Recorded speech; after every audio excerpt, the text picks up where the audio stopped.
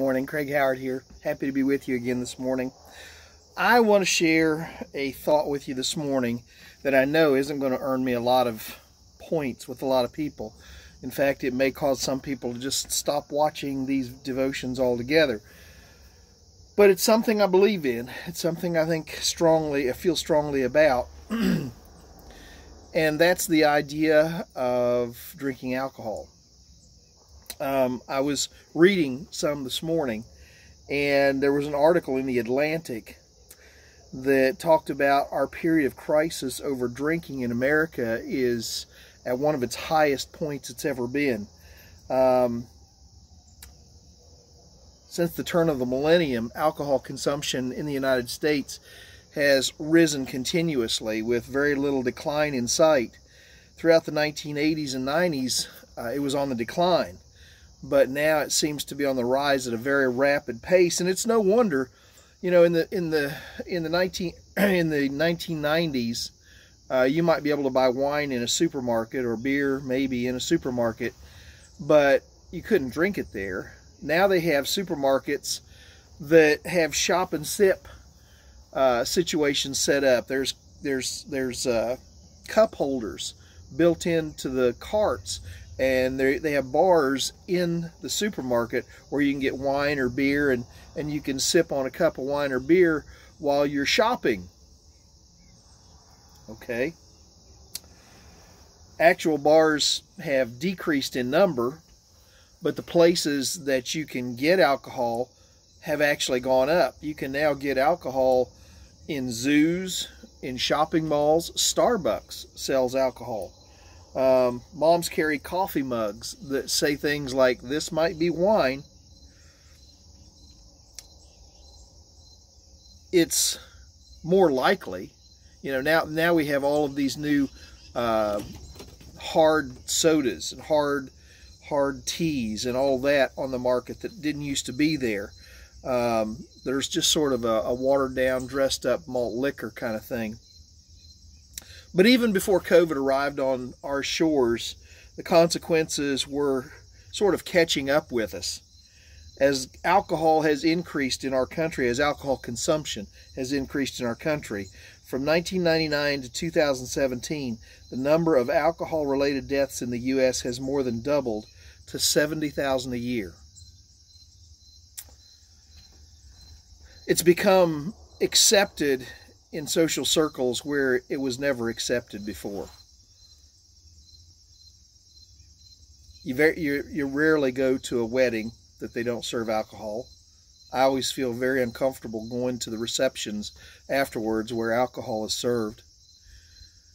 You rarely, just all sorts of social gatherings where people get together, alcohol is the thing to do. Now, don't get me wrong. I understand that from strictly a health standpoint, and I've been told this by doctors, that a glass of wine in the evening with your dinner might be a healthy thing for you, that a glass of beer has more nutrition in it than a glass of milk if you just stay with one beer, if you just stay with one glass of wine. But the problem is when we start down that road,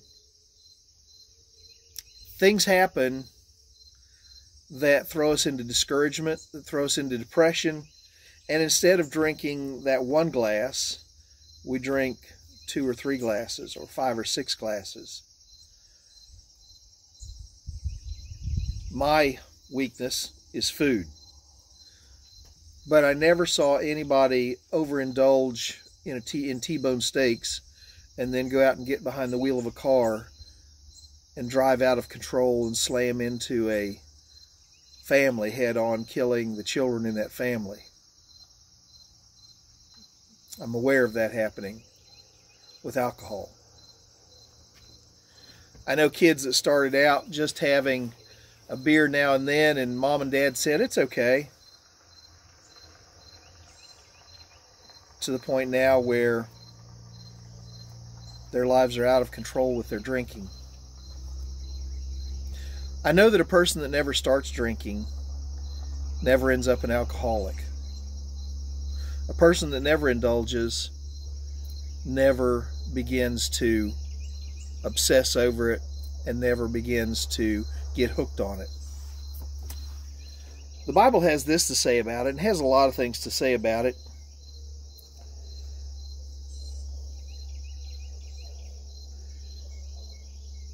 It says over in Proverbs 20, verse 1, wine is a mocker, and beer a brawler.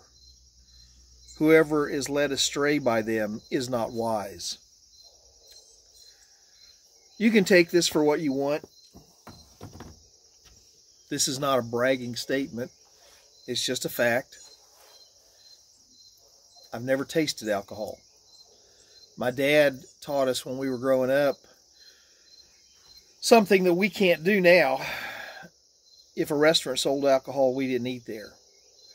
He kept his kids away from it when we were little. If, he made us believe that it was something to steer clear of, that it was dangerous. I'm glad he did that.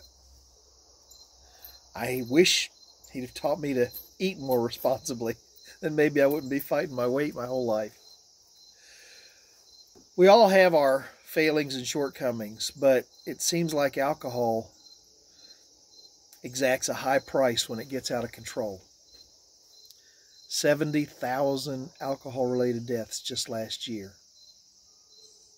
Double what it used to be. Give it some thought. Ask yourself, is that glass of wine or that beer really worth the example that you're setting for the kids around you? Because while you may be able to hold it to just one glass, those kids that are growing up in your home or those grandchildren that are watching you, they may not have your same control. And for them, it may be something that will put them out of control. Give it some thought. Hope you have a great day today. Didn't intend to make you mad, but it is something I still feel strongly about. Think about it. Drop me a text or something if you think I'm wrong, and tell me why. I'll talk to you later. Bye.